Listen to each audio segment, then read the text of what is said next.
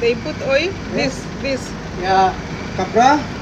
Lovelies, how much you earn on social media, no one should ever lie you. It depends on very many things, and among of them is the type of niche that you're dealing in.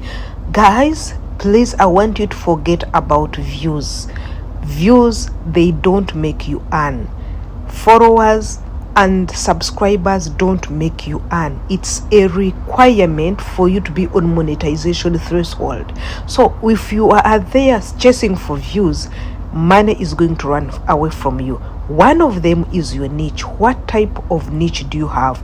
Two, people who are watching you or who are checking your videos, how long do they take watching or looking at your photo? This one matters a lot, you guys. And even the consistency also should not be underrated. So asking someone on this question, how much do you earn, is really... Disclaimer, this video is for education purposes. We give you 10% of the knowledge, the 90%